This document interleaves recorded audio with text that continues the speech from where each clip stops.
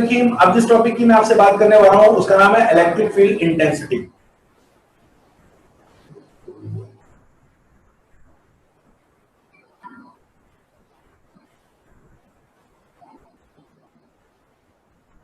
Electric field के बारे में हमने कल बड़ी तफसील के साथ बात कर ली, तो हम इलेक्ट्रिक फील्ड इंटेंसिटी को समझ लेते हैं कि इलेक्ट्रिक फील्ड इंटेंसिटी है क्या। तो देखिए ये जो लफ्ज है हमारे पास, जिसे हमने कहा था कल क्या, इलेक्ट्रिक फील्ड, और आज हम एक लफ्ज इस्तेमाल कर रहे हैं जिसे हम कह रहे हैं इलेक्ट्रिक फील्ड इंटेंसिटी। इन दोनों में बुनियादी तौर पे क्या फर्क है? ये जो इलेक्ट्रिक फील्ड है ये एक नाम है, एक डेफिनेशन है जिसकी हम बात करते हैं, लेकिन जब हम फिजिक्स में बात करते हैं तो हमें कोई फॉर्मूला लिखना होता है। तो इलेक्ट्रिक फील्ड इंटेंसिटी को अगर हम इलेक्ट्रिक फील्ड को अगर हम किसी फॉर्मूले से रिप्रेजेंट करना चाहें, इलेक्ट्रिक फील्ड को हम मैथमेटिकली किसी चीज से रिप्रेजेंट करना चाहें, तो जो मैथमेटिकल रिप्रेजेंटेशन है इलेक्ट्रिक फील्ड की वो हमारे पास बनती है इलेक्ट्रिक फील्ड इंटेंसिटी। तो इलेक्ट्रिक फील्ड हमारे लिए कोई खास कॉन्सेप्ट नहीं है, आप ये समझ लें। क्या हमें इलेक्ट्रिक फील्ड तो समझ में आ गई, लेकिन हमारा देखो ना सबसे अहम सवाल क्या होता है कि इलेक्ट्रिक फील्ड अगर है तो कितनी है, उसकी इंटेंसिटी क्या है, ये है असल सवाल। और इलेक्ट्रिक फील्ड कल मैंने आपको बताया था वो क्या करती है कि वो जो स्पेस होता है, किसी चार्ज के अराउंड जो स्पेस होता है, उसमें जब दूसरा चार्ज आता है तो पहला चार्ज उस पर क्या लगा रहा होता है, फोर्स लगाता है, जिसकी नेचर कौन सी नेचर होती है, इलेक्ट्रिक नेचर होती है इस फोर्स की। यही मैंने आपसे कहा था ना कि this is called electric field. तो इलेक्ट्रिक फील्ड जो फोर्स लगा रही है एक्चुअली वो फोर्स कितनी है, उस फोर्स का मैग्नीट्यूड कितना है। तो ये जो मैग्नीट्यूड का जब कॉन्सेप्ट आ जाता है फोर्स का, तो जो हम जिस चीज के ऊपर जंप कर जाते हैं, स्विच कर जाते हैं, वो कहलाता है इलेक्ट्रिक फील्ड इंटेंसिटी। तो ये है अब हमारा टॉपिक। तो इलेक्ट्रिक फील्ड इंटेंसिटी क्या हुई ये हम बोलेंगे। इसको हम इस तरीके से डिफाइन करते हैं कि this is electrostatic force per unit of charge on a test charge Q naught। क्या मतलब है इस बात का? इस बात को मैं आपको समझा देता हूं। देखिए फर्ज करें ये मेरे पास एक चार्ज है, प्लस चार्ज है। मैं प्लस से बार बार इसे लिख रहा हूं ताकि मैं आपको ये समझा सकूं कि चार्ज हम आमतौर पर पॉजिटिव चार्ज लेते हैं। इस चार्ज के अराउंड ये सारी स्पेस है, मैं बार बार स्पेस का लफ्ज इस्तेमाल कर रहा हूं, एरिया का लफ्ज इस्तेमाल कर रहा हूं। ये स्पेस है, इस स्पेस के अंदर एक और चार्ज हम लेकर आए जिसको हम कह रहे हैं क्यू नॉट। जैसे ही क्यू नॉट इस स्पेस में आता है तो ये पहला वाला चार्ज इसके ऊपर एक फोर्स अप्लाई करता है। ये जो फोर्स है, इस फोर्स की जो नेचर है वो कौन सी नेचर है, इलेक्ट्रिक नेचर है। या इसको हम कौन सी फोर्स कहते हैं, इलेक्ट्रोस्टैटिक फोर्स। कूलम्स लॉ के अंदर हमने पढ़ा कि दो चार्जेस के दरमियान चाहे अट्रैक्शन हो या रिपल्जन हो, उस फोर्स को कहते हैं इलेक्ट्रोस्टैटिक फोर्स। तो इस वाले चार्ज के ऊपर, ये पहले वाले चार्ज हैं टेस्ट चार्ज के ऊपर, जिसका मैग्नीट्यूड तकरीबन 0 है, टेस्ट चार्ज के ऊपर इस क्यू चार्ज ने कितनी फोर्स अप्लाई की, वो जो मैग्नीट्यूड ऑफ द फोर्स है per unit of this test charge, ये चार्ज अप्लाई करे किस पे, ऑन दिस क्यू नॉट। तो हम इसको कहते हैं force per unit of this test charge, कि इस टेस्ट चार्ज के ऊपर कितनी फोर्स लग रही है। ये मेरी बात समझ में आ रही है? और फोर्स कौन लगा रहा है, ये क्यू लगा रहा है। तो मैंने लिखा है force per unit charge, electrostatic force per unit charge on किसके ऊपर, a test charge q naught, एक क्यू नॉट टेस्ट चार्ज के ऊपर। तो क्यू नॉट के ऊपर फोर्स पर यूनिट चार्ज कितना लग रहा है, this is called electric field intensity. E से रिप्रेजेंट करते हैं, ऊपर एरो लगाते हैं, जिसका मतलब ये हुआ कि इलेक्ट्रिक फील्ड इंटेंसिटी हमारे पास कौन सी क्वांटिटी है, वेक्टर क्वांटिटी है। ये बात समझ में आ गई? ये हमारे पास इलेक्ट्रिक फील्ड इंटेंसिटी का फॉर्मूला बन गया। फोर्स के यूनिट होता है हमारे पास न्यूटन, चार्ज के यूनिट होता है कूलम, सो न्यूटन पर coulomb, this is the SI unit of electric field intensity. ये बात अच्छी तरीके से याद रखिएगा। इलेक्ट्रिक फील्ड इंटेंसिटी आगे चल के इसके यूनिट चेंज भी होगा, जब हम कॉजेस लॉ की बात करेंगे, but for the time being जो बेसिक कॉन्सेप्ट है इलेक्ट्रिक फील्ड इंटेंसिटी का वो यही है, फोर्स पर यूनिट चार्ज। और किस पे अप्लाई कर रहे हैं, किसी टेस्ट चार्ज पे अप्लाई कर रहे हैं, उसको देखना चाह रहे हैं कि वो कितना है, राइट? ओके, मेरा ख्याल है काफी है इलेक्ट्रिक फील्ड इंटेंसिटी में ये बात है। तो ई से रिप्रेजेंट करेंगे फोर्स, हमारे पास ये इलेक्ट्रोस्टैटिक फोर्स है, और टेस्ट चार्ज के ऊपर हम अप्लाई करके देखना चाहते हैं कि ये फोर्स कितनी है, ठीक है? So this is electric field intensity. वो बात अच्छी तरीके से जहन में रखिएगा कि जब भी हम इलेक्ट्रिक फील्ड की बात करते हैं तो बेसिकली इलेक्ट्रिक फील्ड को हम किस कॉन्सेप्ट से समझते हैं, इलेक्ट्रिक फील्ड इंटेंसिटी से समझते हैं। Okay, so electric field intensity हमारी इक्वेशंस में जहां भी आता है उसका मतलब क्या होता है, उसका मतलब है इलेक्ट्रिक फील्ड की ही बात हो रही है। Okay, so this is electric field intensity जो है वो मैथमेटिकल फंक्शन है किसका, इलेक्ट्रिक फील्ड का, ऐसे समझिए। फिर हम बात करते हैं, ऐसे कह लो electric field intensity near an isolated point charge.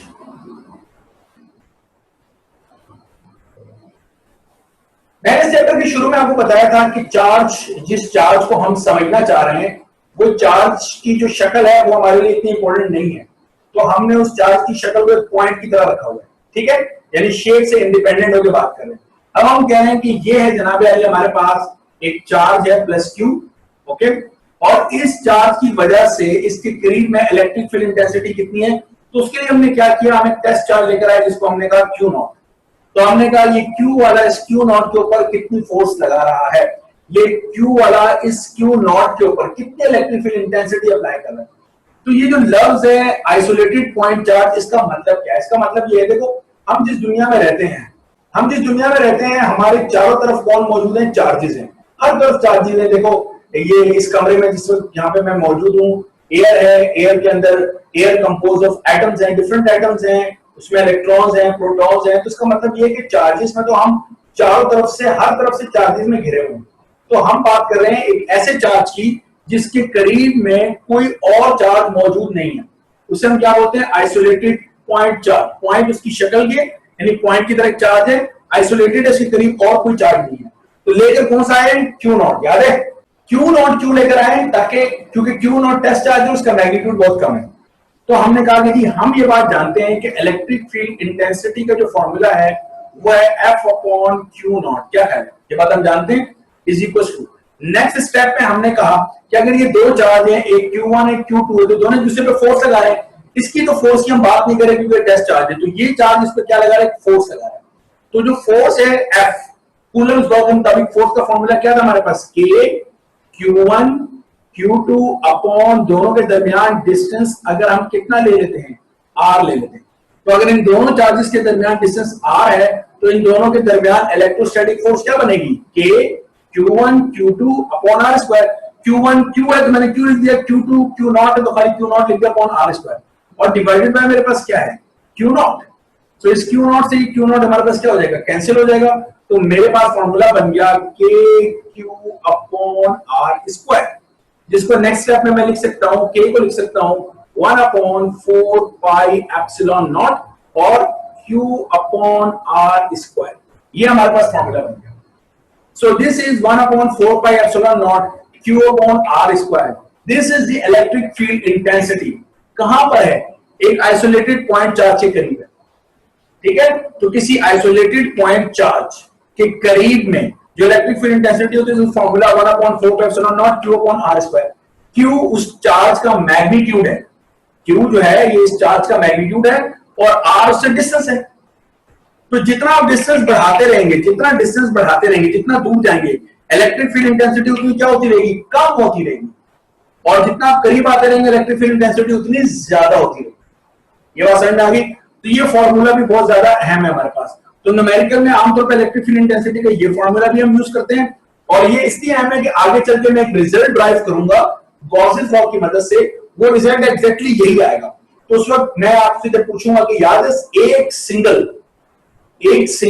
Isolated point charge की इलेक्ट्रिक फील्ड इंटेंसिटी कितनी थी, तो आपको ये याद होना चाहिए कि 1 upon 4 pi epsilon not Q upon R square. Okay, so this is the concept of electric field intensity in near an isolated point charge. इसके बाद हम इसके न्यूमेरिकल करने के काबिल हो गए, इस फॉर्मूले के जरिए न्यूमेरिकल कर सकते हैं। तो उन न्यूमेरिकल्स को भी हम देख लेते हैं, वो न्यूमेरिकल कौन कौन से। पेज नंबर 77,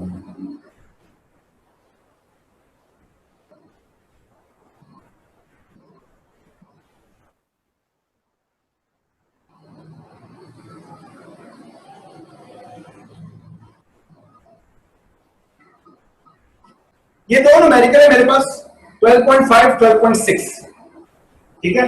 ये दोनों न्यूमेरिकल हम बड़ी आसानी के साथ कर सकते हैं। इसमें जो इलेक्ट्रिक फील्ड इंटेंसिटी का बेसिक न्यूमेरिकल है वो तो ये है 12.6। 12.5 में इसलिए आपको कह रहा हूं कि 12.5 जो हमने कूलम पढ़ा हुआ है उसके जरिए हम इसको आसानी से कर सकते हैं। तो अगर आप कहते हैं तो मैं इन दोनों के बारे में आपको बता देता हूं और उसके बाद फिर मजीद डिटेल में जाकर न्यूमेरिकल जो है वो आप क्या करें, मैंने ऑलरेडी अपलोड किया और वहां से देख लें। ठीक है, मैं आपको बता भी देता हूं किधर आएंगे। अच्छा भाई क्लास, अब देखो मेरी बात सुनो, तुम लोगों ने कैसे न्यूमेरिकल की तरफ जाना है, तो चैनल पे आइएगा मोहम्मद कामरान खड़क, और उसमें देखिए ये मुख्तलिफ ऑप्शंस होते हैं, तो प्ले लिस्ट में क्लिक करना है, प्ले लिस्ट पे। तो आप प्ले लिस्ट पे क्लिक करेंगे तो प्ले लिस्ट आ जाएंगी, नीचे सारी प्ले लिस्ट बनी हुई है। तो आपने प्ले लिस्ट में देखो ये मुख्तलिफ चैप्टर्स हैं, शुरू में आगे देखो चैप्टर नंबर 12 है, तो इलेक्ट्रोस्टैटिक है, तो चैप्टर नंबर 12 पे आपने क्लिक करना है। तो चैप्टर नंबर 12 में मुख्तलिफ वीडियोस मैंने जो रखी हुई है वो लाइन से प्ले हो रही हैं। तो ये है न्यूमेरिकल्स की, ठीक है। तो इसमें न्यूमेरिकल नंबर, चूंकि हमने किससे शुरू करना है, न्यूमेरिकल नंबर 12.6, तो ये थंबनेल पे लिखा हुआ है, ये 4 नंबर वीडियो, इसके ऊपर क्लिक कर देंगे।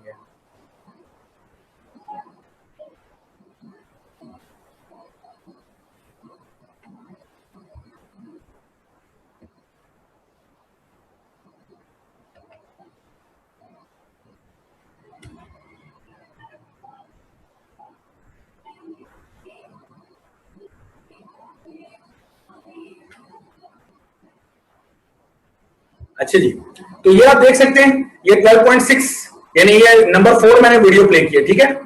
तो 12.6 के ऊपर आप देख सकते हैं कि 12.6 न्यूमेरिकल मैंने इसमें किया हुआ है और ये मैंने सारी बातें समझाई हैं। तो वही सारी गुफ्तगू जो मैं यहाँ पर आपके साथ इस क्लास में करूंगा वो सारी मैंने यहाँ पर की हुई है। तो मेरा ख्याल है कोई इशू नहीं होना चाहिए आपको यहाँ पर। तो ये 12.6 न्यूमेरिकल मैं अब इस बात पे बिलीव रखूंगा कि ये आप लोग कर लेंगे, इसमें कोई इशू आपको नहीं होना चाहिए इंशाल्लाह। ये 59 मिनट की वीडियो से परेशान मत होइएगा, ये 59 मिनट नहीं है, ये बेसिकली सिर्फ ये, इसमें और बहुत सारे न्यूमेरिकल्स हैं, ठीक है ना। तो ये आप आगे चलेंगे तो और बहुत सारे न्यूमेरिकल मैंने अपलोड किए हुए इसके अंदर, ये देख रहे हैं। तो ये सारे न्यूमेरिकल्स हैं। तो 12.6 लास्ट में देखिएगा, फिर 12.5 भी देखिएगा और फिर मुझे बताइएगा। एक्चुअली 12.5 न्यूमेरिकल और 12.10, लेकिन 12.10 में जो एक दो फॉर्मूला इस्तेमाल हो रहा है वो अभी हमने नहीं पढ़े, तो इसलिए मैं 12.5 करवाते हुए थोड़ा सा इसलिए हिचकिचा रहा हूं। हिचकिचाने का मतलब ये नहीं कि ये 12.5 तो हो जाएगा, वो तो आप आसानी से कर लोगे, उसमें कोई इशू नहीं है। लेकिन 12.5 की जो लॉजिक है एग्जैक्टली वही सारी लॉजिक 12.10 में इस्तेमाल हो रही है। तो ये ज्यादा बेहतर होता है कि 5 और उसके बाद 10 एक साथ करा दें, लेकिन कोई इशू नहीं है, आप 12.5 भी कर लीजिएगा, ठीक है। इससे पिछली वाली वीडियो में 12.5 होगा, ये 4 थी ना, तो 3 में 12.5, एंड में जाके 12.5 न्यूमेरिकल होगा। तो 12.5, 12.6, और आप लोगों ने मुझे व्हाट्सएप पे बताना है, मुझे मैसेज करना है कि जनाब ये दोनों न्यूमेरिकल हो। अच्छा जी, नेक्स्ट इस कॉन्सेप्ट की हम बात कर रहे हैं, उसका नाम है हमारे पास इलेक्ट्रिक लाइंस ऑफ फोर्स। अभी electric lines of force basically क्या चीज है, इसको भी हम समझ लेते हैं। ये बात कुछ इस तरीके से कि जब मैं आपसे इलेक्ट्रिक फील्ड की बात कर रहा था तो मैंने आपसे कहा था कि एक जुमला इस्तेमाल करते हैं जिसे हम कहते हैं एक्शन एट ए डिस्टेंस, और मैंने कहा था एक्शन एट ए डिस्टेंस का अब हमारे पास कोई कॉन्सेप्ट नहीं है। और मैंने वीडियो से भी आपको एक्सप्लेन करने की कोशिश की थी कि ऐसा नहीं है कि फोर्स इंस्टेंटली किसी चीज पर अप्लाई हो रही है, बल्कि फोर्स ये जो फील्ड है वो भी किसी स्पीड से जाती है और फिर जाके अपना एक्शन प्रोड्यूस करती है। ये मेरी बातें आपको याद होंगी। तो बेसिकली कॉन्सेप्ट ऐसे है कि अगर मेरे पास एक चार्ज है और ये मेरे पास दूसरा चार्ज है, तो एक चार्ज दूसरे चार्ज पे कैसे फोर्स लगाएगा, ऐसे नहीं है कि ये चार्ज इस पे फोर्स लगाएगा और ये चार्ज इस पे फोर्स लगाएगा, no, this is not the concept. अब हम इस कॉन्सेप्ट की बात नहीं करते, हम कुछ ये जो कॉन्सेप्ट है इसको हम कहते हैं action at A distance. This is called action at a distance. हम जो बात कर रहे हैं वो ये बात कर रहे हैं कि एक चार्ज क्या करता है, वो क्रिएट करता है एक फील्ड। क्या क्रिएट करता है? फील्ड। और ये फील्ड अप्लाई करती है किसी दूसरे चार्ज के ऊपर, क्या फोर्स अप्लाई करती है। वो दूसरा चार्ज भी फील्ड प्रोड्यूस करता है और वो फील्ड पहले चार्ज पे क्या करती है, फोर्स अप्लाई करती है। तो एक चार्ज और दूसरे चार्ज के दरमियान जो चीज एक से दूसरे पर, दूसरे से पहले के दरमियान फोर्स को इंटरचेंज कर रही है, वो बेसिकली हमारे पास क्या है, वो हमारे पास फील्ड है। तो ये कॉन्सेप्ट है जिसको अब हम लेकर चल रहे हैं, राइट। ये अच्छी तरीके से ध्यान में रखिएगा। अब बात यह है कि जिस तरीके से आपने स्नूकर का गेम देखा होगा, बॉल होती हैं, तो वो जो प्लेयर होता है उसने बॉल को हिट करना होता है, तो उसमें स्टिक होती है, वो स्टिक से हिट करता है, देखा होगा आपने स्नूकर की गेम में। तो अगर मैंने अपने हाथ से बॉल के ऊपर, स्नूकर की जो बॉल है उसके ऊपर मैंने फोर्स लगानी है, तो मैं ये फोर्स कैसे लगाऊंगा, स्टिक के जरिए लगाऊंगा। तो वो स्टिक क्या कर रहा है, स्टिक एक मीडियम का काम कर रहा है जो मेरी फोर्स को लेके जा रहा है उस बॉल पे। तो मेरी जो स्टिक है वो मेरी फोर्स को ट्रांसमिट कर रहा है बॉल की तरफ। ये बात समझ में आ गई। तो माइकल फैराडे ने कॉन्सेप्ट लेकर आया था, हालांकि अब हम ये इलेक्ट्रिक लाइंस ऑफ फोर्स के कॉन्सेप्ट पे से भी आगे निकल गए, लेकिन फॉर द टाइम बीइंग ये बहुत सारे मसाइल को हल करने के लिए एक अच्छा कॉन्सेप्ट है हमारे पास इलेक्ट्रिक लाइंस ऑफ फोर्स। कि ये अगर मेरे पास एक पॉजिटिव चार्ज है तो इस पॉजिटिव चार्ज से इलेक्ट्रिक लाइंस निकल रही हैं जो कि फोर्स की लाइन है, किसी चार्ज पे जाके फोर्स लगाएंगे। बिल्कुल सर, स्नूकर की मैंने मिसाल दी, स्टिक की तरह, स्टिक जाके किसी को हिट करेगी तो फोर्स चली जाएगी सर। और एक नेगेटिव चार्ज की जो इलेक्ट्रिक लाइंस हैं वो हम हमेशा ऐसे बनाते हैं। एक तो ये बात अच्छे तरीके से अपने ज़हन में बिठा लें कि पॉजिटिव चार्ज की इलेक्ट्रिक लाइंस हमेशा क्या होती हैं, ओरिजिनेट फ्रॉम पॉजिटिव चार्ज, और नेगेटिव चार्ज की जो होती हैं ये टर्मिनेट होती हैं। तो टर्मिनेट एट नेगेटिव चार्ज। ये बात समझ आ रही है। पॉजिटिव चार्ज से इलेक्ट्रिक लाइंस हमेशा निकलेंगी और नेगेटिव चार्ज पे इलेक्ट्रिक लाइंस हमेशा क्या होंगी, खत्म होंगी, टर्मिनेट होंगी। तो ये पॉजिटिव लाइन जो यहां से निकली है, यहां से निकली है, वो सीधी नेगेटिव पे जाके टर्मिनेट होगी। ये मेरी बात समझ रहे हो? क्योंकि पॉजिटिव से निकल के नेगेटिव की तरफ गई है, इसी वजह से हम इलेक्ट्रिक फील्ड को कहते हैं कि ये कंटिन्यूअस है।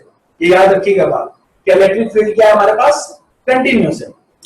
मैंने आपको सवाल का जवाब देना है जो कि मैं शुरू में कह के आया था कि जब भी हम कोई चार्ज कंसीडर करते हैं तो कौन सा चार्ज कंसीडर करते हैं, पॉजिटिव चार्ज। ये वजह उसकी क्या वजह कि जो पॉजिटिव चार्ज है उससे फील्ड ओरिजिनेट होती है, उससे फील्ड निकलती है। तो हम उस चार्ज को कंसीडर करते हैं अपनी थ्योरी में जिससे फील्ड क्या हो रही है, ओरिजिनेट हो रही है। इसीलिए हम जब भी थ्योरी में पढ़ते हैं तो पॉजिटिव चार्ज पढ़ते हैं। समझ में आ गया नेगेटिव क्यों नहीं पढ़ते? क्योंकि अगर हम नेगेटिव पढ़ रहे हैं तो ये लाइन यहां आके टर्मिनेट हो रही है। तो ये लाइन कहां से आ रही है, ये सवाल बन जाएगा। तो ये लाइन कहां से आ रही है, ये लाइन एक पॉजिटिव चार्ज से आ रही है, यानी ऐसे लंबाई से घूम के यहां से आ रही है।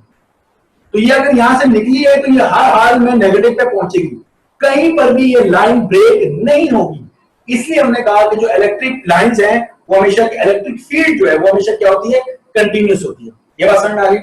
फिर बात याद रखिएगा, ये तो मैंने एक स्ट्रेट लाइन बना दी, ठीक है। यहां से एक इलेक्ट्रिक लाइन निकली और ये नेगेटिव पे जाके टर्मिनेट हुई, यहां से एक निकली तो यहां जाके टर्मिनेट हुई। तो मुझे बताइए कि क्या इलेक्ट्रिक लाइंस कर्व होती हैं? तो सवाल का जवाब है yes. Electric line straight line की फॉर्म में होती है, यस।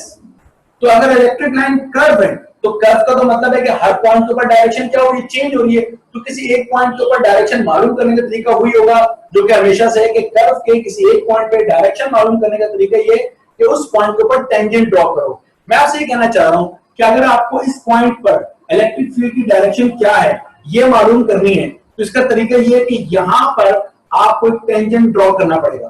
तो इस पॉइंट पर इलेक्ट्रिक फील्ड की जो डायरेक्शन है वो इस तरफ है, इस पॉइंट पे इलेक्ट्रिक फील्ड की डायरेक्शन इस तरफ है। ये मेरी बात समझ लो। तो electric lines of force basically curve भी होती है और कर्व के पॉइंट पर डायरेक्शन मालूम करने का तरीका ये हम टेंजेंट ड्रॉ करते हैं। इसी वजह से इलेक्ट्रिक लाइंस ऑफ फोर्स की डेफिनेशन इस तरह भी की जाती है। ये जो पूरी डेफिनेशन लिखी है, इस पूरी डेफिनेशन का मैं आपको मतलब भी बता देता हूं।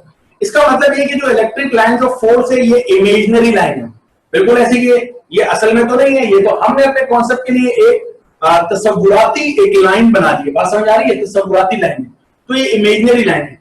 Drawn in such a way that कुछ इस तरीके से बनाई जाती है कि अगर ये कर्व हमने बनाया हुआ है तो कर्व के किसी पॉइंट पर आप टेंजेंट ड्रॉ करें, जो मैं बात आपसे कर रहा था, तो उस टेंजेंट की डायरेक्शन उस पॉइंट पर, उस टेंजेंट की डायरेक्शन उस पॉइंट पर इलेक्ट्रिक फील्ड की डायरेक्शन होती है।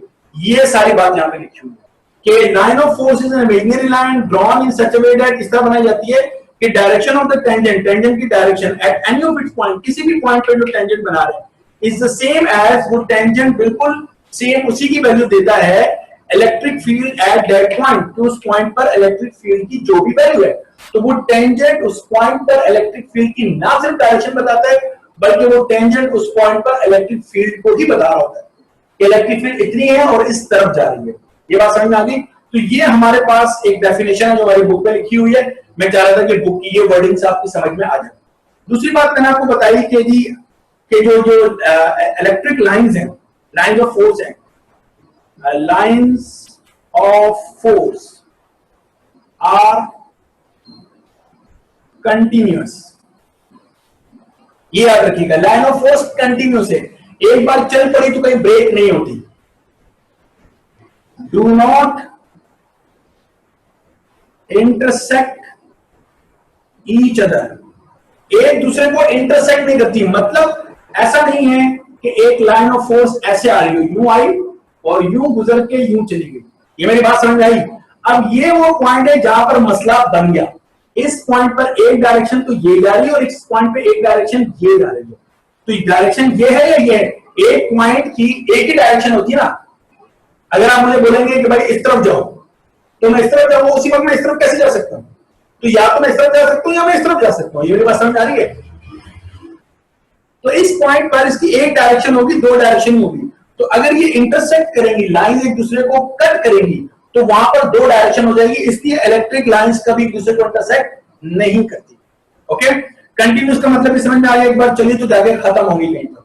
आइसोलेटेड चार्ज का मतलब यह है कि आइसोलेटेड चार्ज मींस के electric lines spread in space at infinity. कि एक चार्ज से इलेक्ट्रिक लाइंस निकली हैं, और इलेक्ट्रिक लाइन निकली है तो देखिए इस चार्ज से निकली तो यहां जाके इलेक्ट्रिक लाइंस टर्मिनेट होगी. लेकिन अगर यहां से इलेक्ट्रिक लाइन निकली और इलेक्ट्रिक लाइन निकल के इस स्पेस में फैल गई और कहीं टर्मिनेट नहीं हो रही, तो वो चार्ज क्या है? आइसोलेटेड है. वो चार्ज अलग थलग एक जगह रखा हुआ है और उस चार्ज से क्या हो रहा है? उस चार्ज के करीब में कोई दूसरा चार्ज मौजूद नहीं है. ये मतलब होता है आइसोलेटेड चार्ज का. तो आइसोलेटेड चार्ज की डेफिनेशन हमने इलेक्ट्रिक लाइंस ऑफ फोर्स की जबान में क्या की? एक चार्ज से इलेक्ट्रिक लाइन निकले और वो लाइंस कहीं टर्मिनेट ना हो, स्पेस में इंफिनिटी में फैल जाए, तो वो चार्ज जो है आइसोलेट होता है. मतलब उसके करीब कोई दूसरा चार्ज मौजूद नहीं. ओके, इसके बाद हमारे पास कुछ डायग्राम्स हैं, यानी चार्ज की जो इलेक्ट्रिक लाइंस है वो कैसे होती है. मिसाल के तौर पे ये एक पॉजिटिव चार्ज है मेरे पास, ये एक नेगेटिव चार्ज है. तो पॉजिटिव से नेगेटिव की तरफ इलेक्ट्रिक लाइन, पॉजिटिव से नेगेटिव की तरफ, पॉजिटिव से नेगेटिव की तरफ. यहां से ऐसे कर लेते हैं, यहां से इस तरह, देख रहे हैं आउटवर्ड बना रहा हूं, यहां से इस तरह बना लेते हैं. तो ये कहीं से घूम के यहां से यूं आएगी, ये कहीं से घूम के यहां पर ऐसे आएगी. ओके, और ये कहीं इंफिनिटी से यहां पर इस तरीके से आएगी. तो ये हम क्या कर रहे हैं? एक पॉजिटिव और एक नेगेटिव चार्ज के दरमियान इलेक्ट्रिक लाइंस ऑफ फोर्स बना रहे हैं. इस तरह हम मुख्तलिफ डिस्ट्रीब्यूशन के लिए, डिस्ट्रीब्यूशन ऑफ चार्जेस के लिए इलेक्ट्रिक लाइंस ऑफ फोर्स बना रहे हूं. मैं आपको दिखा देता हूं. देखिए, अब मैं आपको जो बता रहा हूं, मिसाल के तौर पे सबसे पहले इस तस्वीर को देख लेते हैं. इस तस्वीर के अंदर देख सकते हैं वही बात है जो अब से थोड़ी देर पहले मैंने आपको बोर्ड पे भी बना के दिखाई है. इसमें हो क्या रहा है? ये देखिए, ये पॉजिटिव चार्ज है और ये नेगेटिव है. तो पॉजिटिव से नेगेटिव की तरफ इलेक्ट्रिक लाइंस जा रही हैं. तो ये जो पूरी डायग्राम है पॉजिटिव से नेगेटिव की तरफ, ये बता रही है इलेक्ट्रिक लाइंस ऑफ फोर्स कैसे जा रही है. ठीक है, ये भी बड़ी अहम बात है. ये से नेगेटिव और नेगेटिव के दरमियान बताई है. तो नेगेटिव के दरमियान बताने का मतलब यह है कि एक नेगेटिव दूसरे नेगेटिव को रिपेल करता है. तो इलेक्ट्रिक लाइंस मिलेंगे नहीं आपस में. देख रहे हो आप, इलेक्ट्रिक लाइन एक दूसरे जगह टच नहीं करेंगी. यहां पर देखो पॉजिटिव से जा रही है नेगेटिव पे, तो इलेक्ट्रिक लाइन में मुसलसल एक कंटिन्यूटी है. तो ये कंटिन्यूटी का मतलब है कि यहां से यहां पर ये मिल रही है, जबकि यहां पर नहीं मिल रही. यही मतलब होता है रिपल्जन का. तो इलेक्ट्रिक लाइंस ऑफ फोर्स है, वी कैन अंडरस्टैंड कि what is repulsion and we can understand कि what is attraction. This is attraction and this is repulsion. So repulsion means कि electric lines are not meeting with each other. They are not समझ रहे हैं, एक दूसरे के साथ क्या करें, मिल नहीं रही है. ये मतलब है. तो इसमें पॉजिटिव के लिए भी आपको दिखाई जा सकता है नॉर्मली. और ये देखो, इस डायग्राम में आप देख सकते हैं पॉजिटिव चार्ज से इलेक्ट्रिक लाइंस आउट हो रही हैं. देख रहे हो, सारी आउट बनाई है उसने. और फिर वही कहानी बनाई है कि कोई दो इलेक्ट्रिक लाइंस एक दूसरे को टच नहीं कर रही, मींस कि they are repelling each other. तो ये दो पॉजिटिव के दरमियान इलेक्ट्रिक लाइंस ऑफ फोर्स कैसे होती हैं, बहुत अच्छी तरह देख लो. ओके, एक पॉजिटिव और एक नेगेटिव के दरमियान कैसे होती है, ये सारी शेप आपको समझ में आनी चाहिए. इस तरीके से होती है, राइट. दो नेगेटिव के दरमियान किस तरीके से होती हैं, सॉरी, दो पॉजिटिव के दरमियान इस तरीके से होती है. तो ऑलरेडी मैंने भी आपको दिखा दिया.